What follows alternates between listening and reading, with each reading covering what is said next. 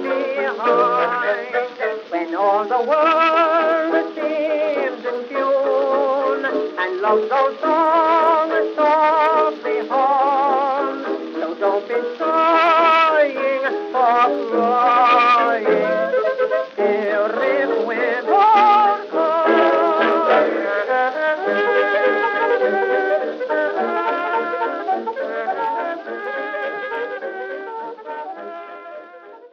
All right. Hi. You're listening to another Lawyers, Guns, and Money podcast. My name is Scott R. Kaufman. This is Stephen Atwell. Hi. And we're going to be discussing the new episode of Game of Thrones, the third episode of the fourth season, called Breaking the Chains. I'm not quite sure why. Breaker of Chains. Sorry. Mm-hmm. I had Breaking the Waves in my head for a second there. That would be a very different kind of episode. Can you imagine Lars von Trier directing an episode of Game of Thrones? It would be insane. Well, I don't think there'd necessarily be any more nudity, but yeah, that would be quite interesting. All right, so I'll just say off the bat that I am very much under the weather, so I apologize if you hear excessive coughing throughout this. I'm not, in fact, sarcastically criticizing anything Stephen is saying. I just can't help myself from coughing. With that, let's get started. Why don't you kick us off, Stephen? Okay, sure. So it's kind of interesting, as much as the past week has been all about everyone guessing who done it and why and what's going on, the opening sequence kind of like tosses all of that aside, and we see Sansa leaving. We get kind of a remixed version of the very last bit from last scene where Cersei is kind of having a freak out, but now we see Tywin starting to get into it as well, and you can sort of see Cersei's paranoia starting to gin up, because now it's not just Tyrion who's behind all this, it's also Sansa, and where has Sansa gone? And we see Sansa running down with Ser Dantos the sort of back alleyways of King's Landing out to a small boat. There's a really interesting, and this is not my original idea, I came across it from someone on Tumblr, but there's a moment where she turns back and she's got this hood on, and it's very picturesque, and someone noticed that in every season of Game of Thrones, there's been at least one shot of Sansa that very much visually echoes a famous painting. And if I can find that in time, we'll put that in the link up. But anyway, Sansa manages to get out. What painting would this? Sorry, go ahead. What painting would this be? I'm not sure. I saw the comparison. It's some pre-Raphaelite thing. But it's just very, very visually striking, and they use that image of her turning backwards with the hooded cloak on in a lot of the previews, I noticed. So Sansa and Ser Dantos barely make it under the wire of a sort of citywide dragnet. They get into a small boat, and then almost instantaneously we find out a major part of the mystery. It's like, we set up this big whodunit, it's going to be the big through line of the whole season. No, it's not. Here's Littlefinger. And I've noticed something. He's getting progressively more Irish. Like, in season 1, he was clearly trying to match accents with everyone else. And, same thing in season 2. In season 3, it was starting to slip. And I think at season 4, they've clearly just given up and said, just, Aidan Gillen, just go with your own voice. So, lo and behold, Littlefinger is the one behind Ser Dantos. He's the one who gave her the necklace. Who gave Ser Dantos the necklace to give to her.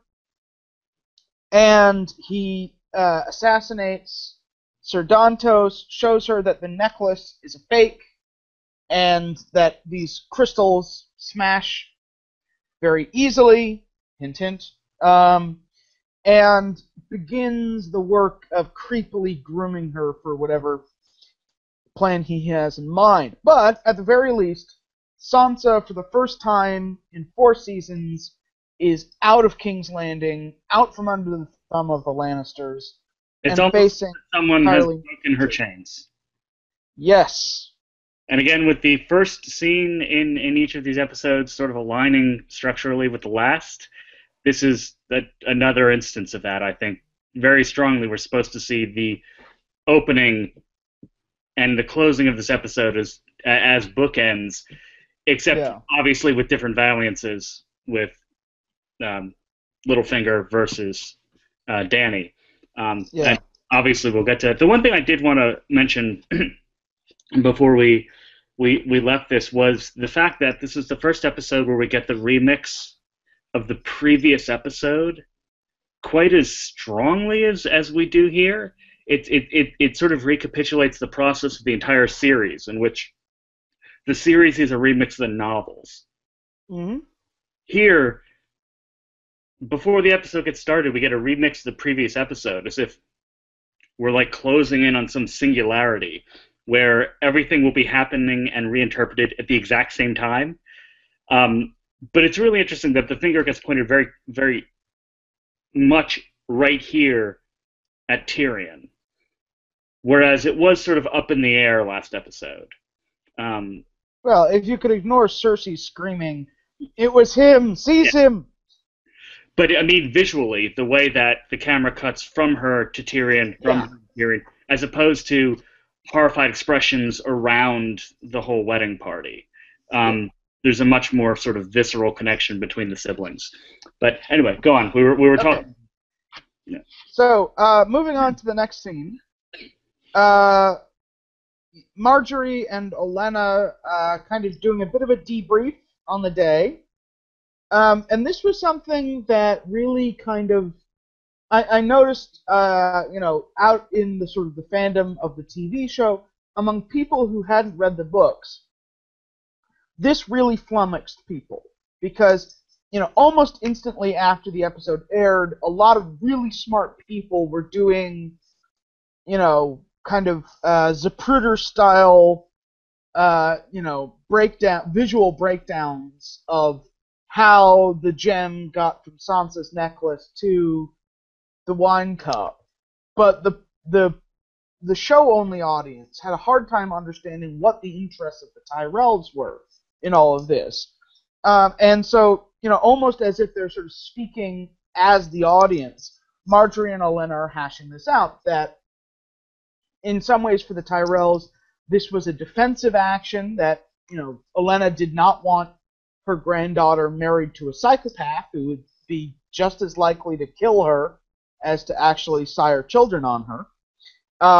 Marjorie very much grappling with guilt and a sort of an ambivalent feeling about what has been done. That she very much wants to be the queen. She's dealing with this sort of fear of being seen as cursed. In a patriarchal society in which her value, as smart as she is ultimately bound up in marriage and childbirth. But that Olenna brings it round to this question of necessity. It says, look, nothing has really changed. The king is dead, long live the king, but at the bottom line, the Lannisters need the Tyrells. So there's going to be a new match, and that this one is going to be easier. And we smash cut to, or I don't know what kind of cut, but we cut straight to Tommen as the object of the easier job. And, the scene is all about the kind of what kind of king is he going to be and what makes a good king. And we get a sense that Tommen is, a sweet but slightly dull boy. Well, he hasn't been groomed the way that Joffrey was to be cruel.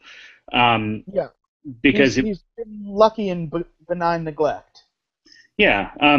The other thing I will note is I saw a fan-made video last week of a lot of the cuts from the first two episodes, where they cut to Marjorie and Olenna, but before that they insert a title card that says, "Meanwhile on Downton Abbey, every time we go home." And there really is a sense in which their conversations really pull you out of the action of the episode.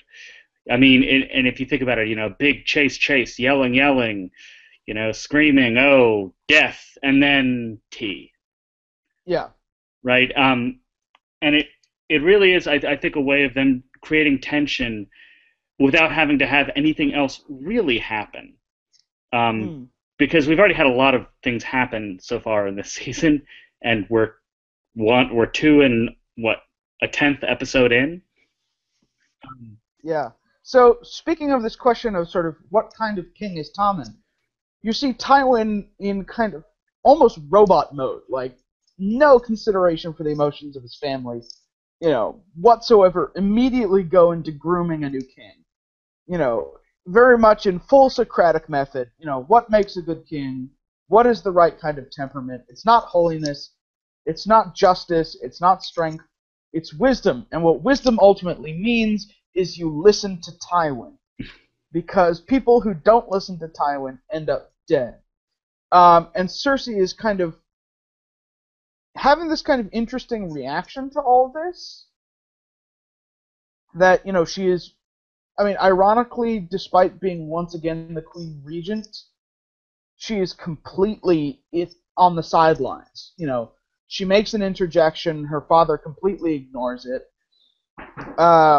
And then we get sort of Tywin literally taking her son from her while giving him the talk in what must be the most uncomfortable fashion imaginable. And Cersei's position here is very much exactly what Tywin told her it would be last season, right? That this is your place.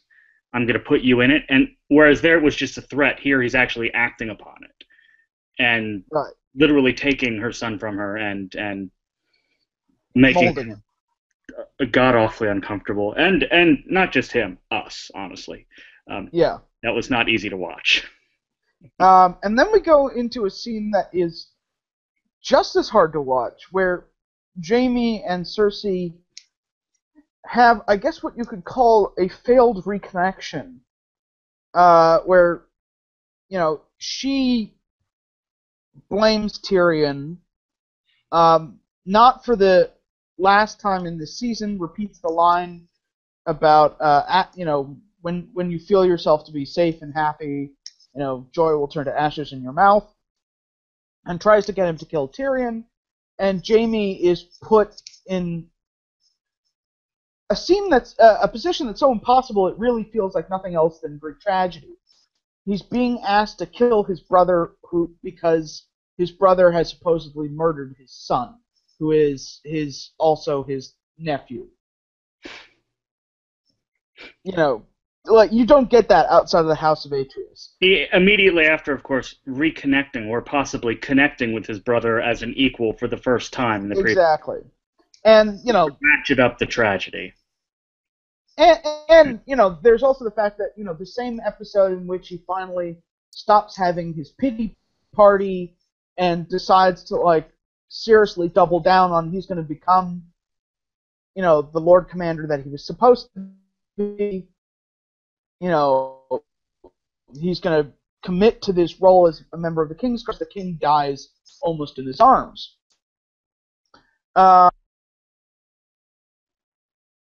You had one job, Jaime. One job. I'm just going to say it. Like, I know. But I was going to say, Cersei says, I want him dead. I don't want a trial.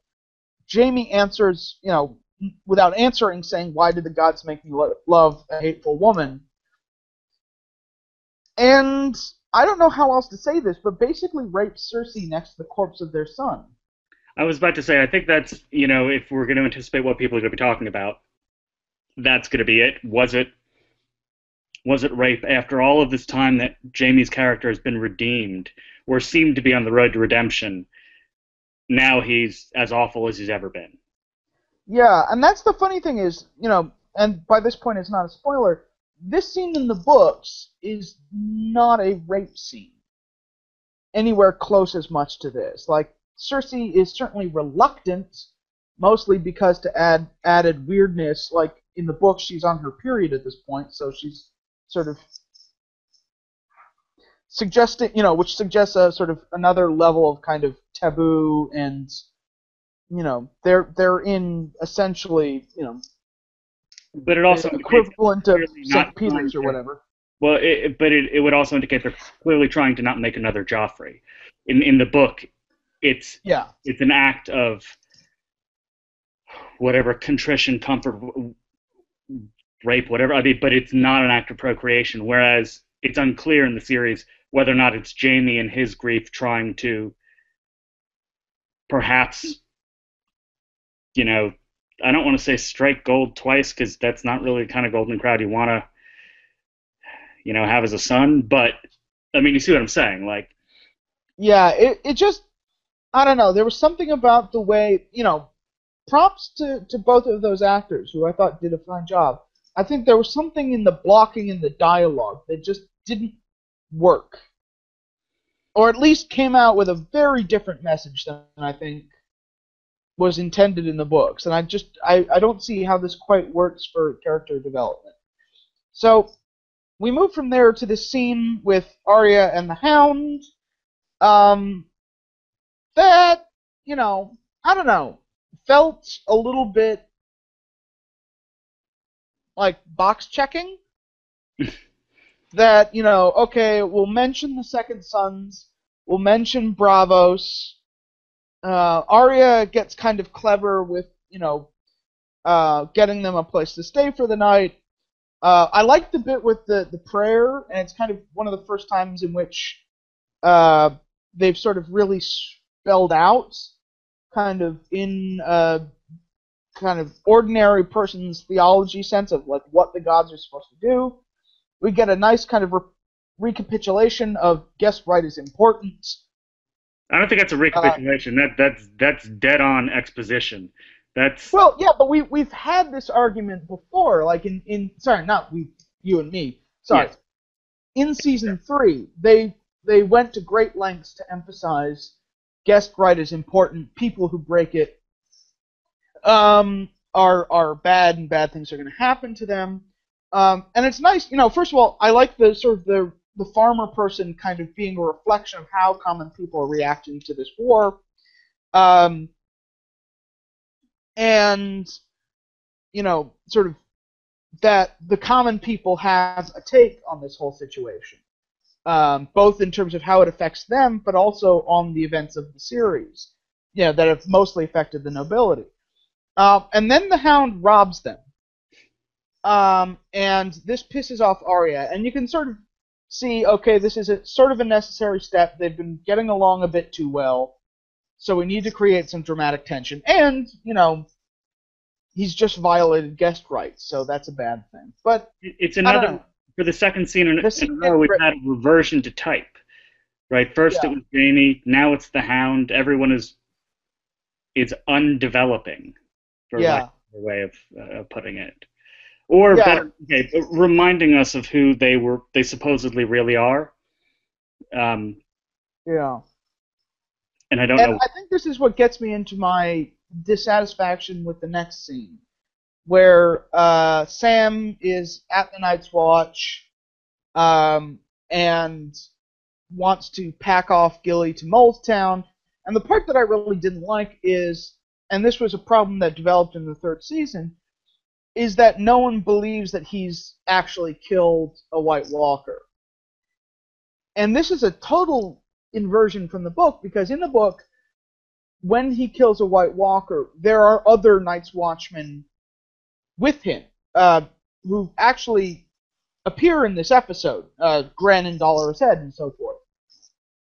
And they see this, and so the inversion is in the books, the Night Watch actually believes him, and it's Sam himself who sort of struggles with not really feeling up to his own nickname, which I feel is a more kind of consistent narrative through line. There's sort of an upward arc here, whereas this does feel like reversion, and I honestly was not feeling the whole, I love Gilly, but I can't say I love Gilly, and I'm worried that anyone else is going to either rape her or sleep with her, so let's put her in a brothel, because that's a good idea. I mean, I get that they need to introduce Molestown for other purposes, but this was the other thing that I was just not feeling this episode. Yeah, I don't like the way they handled Sam or John, but we'll get to that when we Oh, get. I like John a lot better, actually. Oh, So okay. I'll disagree with you there. And then, speaking of sort of weirdness and sort of inconsistent characterization, this next scene with Davos and Stannis is actually really good, which is a sort of a 180 from what it was the previous episode. I mean, the previous episode, they badly mishandled Stannis' character. And here, this is like Stannis straight off the page. He's focused on the war. He's irascible. Davos is kind of doing his best, to deal with the fact that, Joffrey is dead. The leech magic seems to be working. Um, but he's pushing a more kind of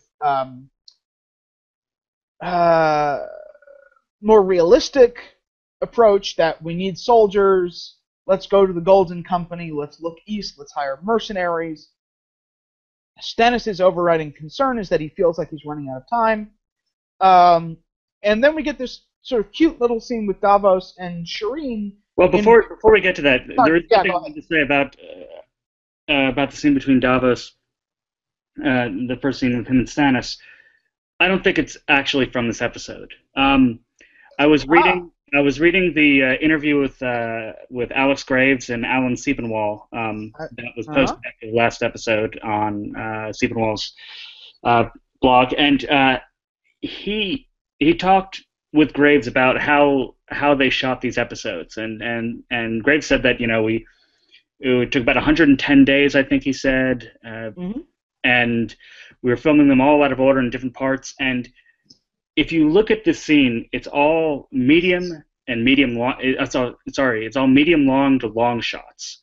The rest of the episode is almost exclusively medium close up and close up.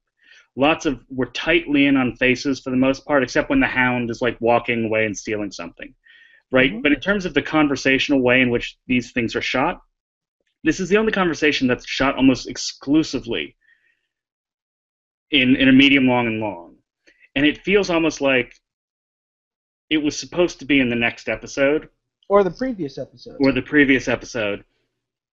And in fact, actually, no, you're right. I think the previous episode, because all the shots at the wedding reception, the majority of them are long shots and medium long shots as well. So yeah, I think you're right. I think this was meant to be in the last episode, but they decided to go sort of whole hog with the last 30 minutes of the episode being the reception without cutting away. Right.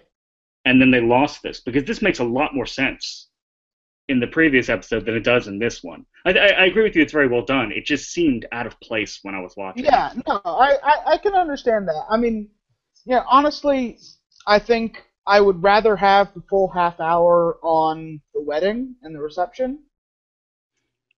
But, if I were going to, be arranging something for a DVD, I might move this scene back into the episode. If it doesn't matter for showtime. Sorry, for running times, for, TV schedules. This makes much more sense. Anyway, so Davos then goes for his reading lessons with Shireen, and I liked his comment about, both her and her father are these kind of stubborn, nitpicky, people.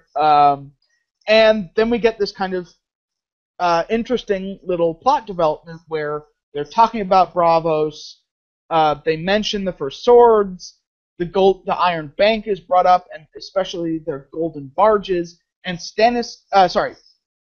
Davos gets an idea to send the Iron Bank a letter from Stannis, which kind of, I thought was good, because one of my criticisms of the previous episode. Oh, that sounds bad.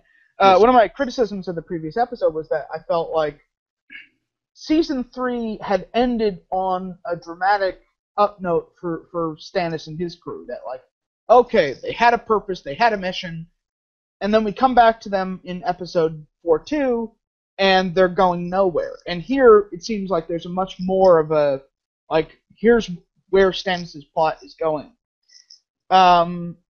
Okay, so then we go back to Molestown. We see the brothel. It looks very dingy. They're unhappy, and Sam can't vocalize his feelings. and I really can't care. And then we go straight to a close shot of a woman's ass. Again. Yeah. I mean, this was how the brothel scene started the first time we were with the door. Yeah, but this is like really a close-up. This is like Lost in Translation, the opening shot of it. But what's kind of interesting is, like, I don't know, I kind of liked the way that this scene was as much about, like, telling Oberyn's character and his backstory at the same time that they're sort of negotiating, you know, bisexual polyamory in a group. I don't know, it felt less like HBO sexposition and more about character. I'm sort of getting tired of these scenes, honestly. And I think from the reading I've been doing lately, a lot of other people have been too. It was a nice initial thing, but it reminds me a lot of, like, if they had tried to redo the sort of infamous fuck scene from The Wire. I don't know if you remember that, where yeah, dude, how am I ever gonna forget that scene? I know. I mean, it's for those of you who haven't seen it, it's just McNulty and Bunk. They arrive at the scene of the crime, and the only thing they say for a good 7.5 minutes You're is explaining to people that water is wet. Come on. But I think you just can't go back to this well that often, and I don't know. Since they already sort of had a scene like this with the Dornish in episode 1, it just seemed a little egregious. I don't know. I mean, I felt differently. I felt like, you know, there's kind of this weird running plot that, like, the Dornish are trying to, you know, get their fuck on, and they keep getting interrupted by Lannisters. Okay, see, now that actually makes it more interesting. See, yeah, now, okay. You know, it's but like Lannisterus interruptus or something. Yeah, exactly. Like, the Lannisters are sexually dysfunctional, so everyone around them has to be sexually dysfunctional. But, you know, I did like the way in which, you know, the show was very clear Oberyn is bi, and is perfectly happy to talk about his bi-ness, and isn't closeted about it. But also that it's a part of his, like, history, that he's always been this sort of sexual badass, and that, you know, him and Ilaria kind of click on that level. Which, you know, I remember people were complaining about the first episode. At the same time, I'm not sure that, like, erasure of this aspect of his character is better, because honestly, if you look at how much screen time the characters get on the show, there's not a whole lot. So, you know, I'm glad that they didn't shy away from this.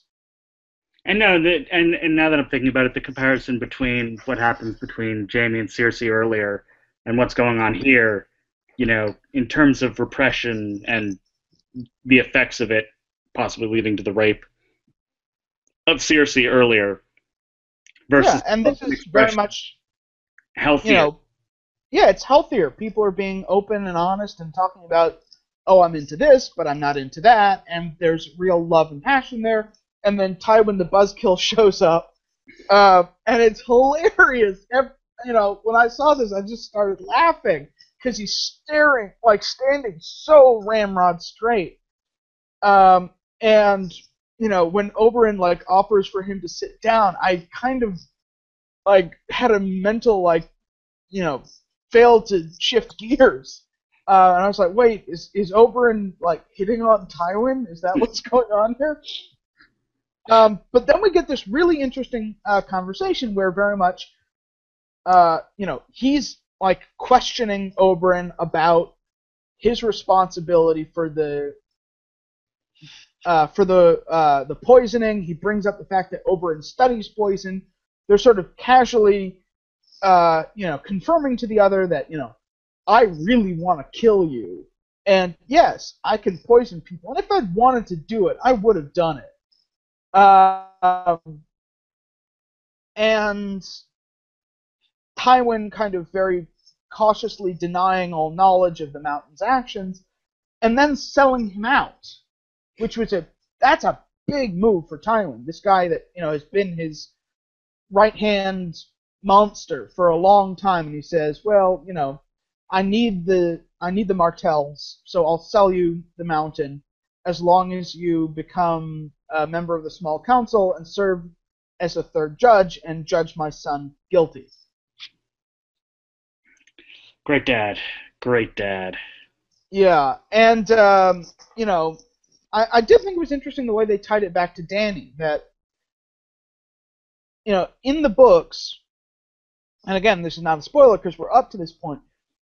No one in Westeros really is taking Danny seriously yet, because the rumors that have come back are all like a case of telephone. You know, it's all like, you know, start out with, you know, there's a woman with 3 dragons, and it comes back, you know, there's a woman with a 3-headed dragon, and no one really believes it yet. So it's an interesting little change. And then we go to this really heartwarming scene of Tyrion in jail. And, you know, I have to say, for a character who was kind of, I never really quite was that into on the show before, like, I really felt Pod in this scene. He's been great this whole season, actually, from the description of the lemons to the, I mean, he's actually really, I don't know, but you're also right, just the look on his face all the time, like. Yeah, I mean, it's rare that we have someone in the show who's just genuinely a good person, and that's it. You know, he's not particularly sort of brilliant or scheming. He's not a great warrior. Pod's thing is that he's a good person. And has a gigantic penis. Wasn't that explicitly denied by Roz in season 2? Well, yeah, but I thought the more straightforward thing was that, like Jon Snow, he had also been a sort of a parallel inventor of oral sex. Oh, I didn't. I thought it was a giant penis, but I might just be anyway. Okay, so I thought the interesting thing was that the character work here made a lot of this like huge info dump. You know, Shay's, there's no news about her. You know, he's got a rigged jury in the form of Tywin Mason Oberyn. Sansa's gone. Varys is going to testify for the Queen. Bronn is under investigation. You know, like just quickly laying out everything that's going on. But because it's all about their relationship, it works better. And what I also like is that for a Tyrion who is very much down in the dumps, especially in the first episode, and didn't really seem to have his mojo going, we get to see Tyrion being very clever. You know, granted, he's in an impossible situation and he's got really nothing going for him, but, you know, he's figuring out, you know, he's thinking to himself, you know, I like the way that he was kind of laying out the possibilities. Like, could this be Sansa? Could this be Cersei? Could this be they? You know, and then looking for whatever resources he has to hand. And then this kind of little, you know, another Harry and the Hendersons moment, where, you know, he's telling Pod to take this offer of a knighthood in exchange for informing on him, and Pod won't do it. And, you know, it's another sort of classic Beneath King's Landing jailhouse manipulation scene. Although you can sort of contrast this to Ned's, where Ned was fishing for information as opposed to trying to manipulate people from beneath King's Landing. And then we cut from this sort of very claustrophobic underground cavern to wide open spaces. Yeah, and the wildlings decimate a northern village, kill everybody, take a boy prisoner, send him back as a warning, and the Thens are creepy and eat people. And I guess what I liked about that scene is, one, you know, we've set up the wildlings previously as, you know, good, you know, freedom-loving, you know, free people who don't hold with, you know, structure in society, and, you know, that can be very tempting for American audiences who tend to react in uncomplicated ways to ideas like freedom. Yeah, exactly. And here it's like, well, no. Part of the freedom they want is the freedom to kill and eat people. And this is problematic. But then we also get this really interesting scene in which the Night Watch is reacting to what has to be for them an existential moment, right? Their whole purpose in life is to protect the North from wildlings. And here they're in a situation in which wildlings are killing Northerners and they can't do anything about it. And, you know, Alistair is kind of playing the bad guy. He's saying, we're not going to do anything about this. We have to focus on the wall. And there's this sort of pivot to Jon Snow. And you expect him... It's literally a whip pan from Alistair to Jon Snow. So it's not like a reverse shot. It's literally as if the mind of the camera is like, wait a sec, this isn't right. Right to Jon Snow, who then... Go on. Well, what I was going to say is you would normally expect Jon Snow to do the defiant thing here. To say, you know, no, we've got to, you know, stick it out. And, like, in a less intelligent movie, the hero would go out and, like, do something and prove the institution was wrong all along. And without really thinking about through the logistical complications of, like, what actually would be the consequences of trying to stop these wildlings. And here he's like, no, Mance is the bigger threat. Like, if he goes across the wall, it's not just going to be a village, it's going to be everything for 1,000 miles. And then we get Dolorous Ed and Gren showing up. They've managed to escape the mutineers. And Jon Snow says, well, we have to kill the mutineers in order to hide our numbers. So somehow the Night's Watch became Sand People. Which, this had been, like, mentioned in previews. And initially I had been very skeptical. I was like, wait a second.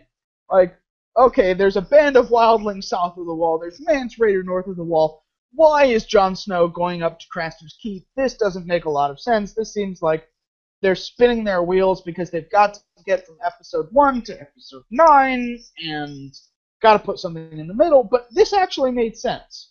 So I kind of dug it.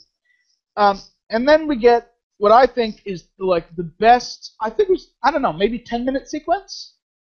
But this sequence with Danny and Marine honestly saved the episode for me.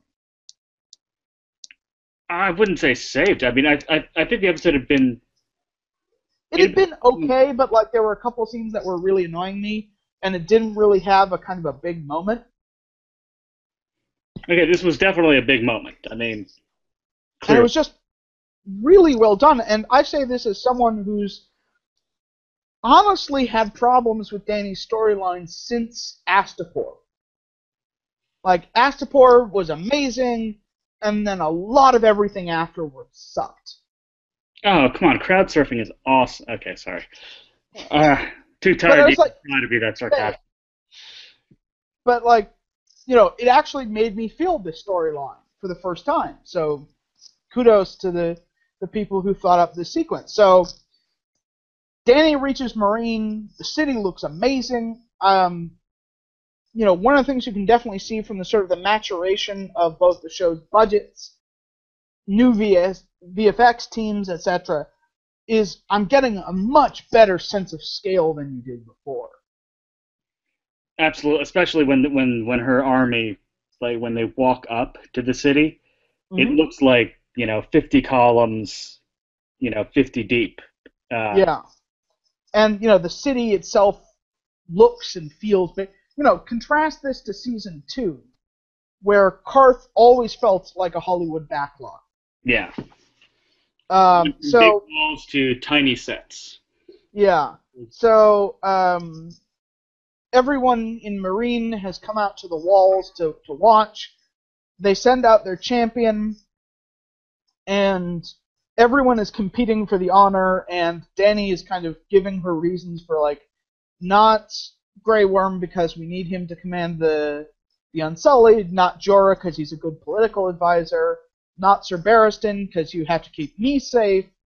And so Dario gets the job. And speaking as someone who was really not feeling Dario either, I thought like his character emerged much more fully in this scene than in episode 1. Well, a lot less acting, a lot more physicality. I mean, yeah, but it's also, it has to do with a question of kind of attitude. Like, Dario Naharis is not the kind of guy who brings flowers to a girl that he's hot for. Yeah. You know, he's supposed to be this, like, swaggering, ludicrous, over-the-top, you know, blinged-up macho dude. You know, much more likely to bring, like, hard alcohol and a bunch of drugs than flowers. And, you know, having him pull an indie, you know, kissing the naked woman on his dagger hilt, kind of deliberately raising the stakes in kind of a WWF kind of feel to it, and then, you know, literally taking his cock out so that Danny can watch him piss. I felt like, okay, this is Dario Naharis. And yeah, I could see that. I'm still not entirely sold on the casting change, but in terms of, yeah, that makes sense. I was more interested in all of the anonymous, prettily dressed people, because if you notice that in terms of color, you have Danny in her blue gown. Yeah. And she actually matches the people she's invading. Yeah, that's kind of weird. Behind her. Especially because, like, Daenerys doesn't normally wear blue in the books. Like, it almost makes it seem like a weird exchange of masters. Like, oh yeah, I'll free you, and then you won't be my slaves, but I'll still somehow be your master. Interesting.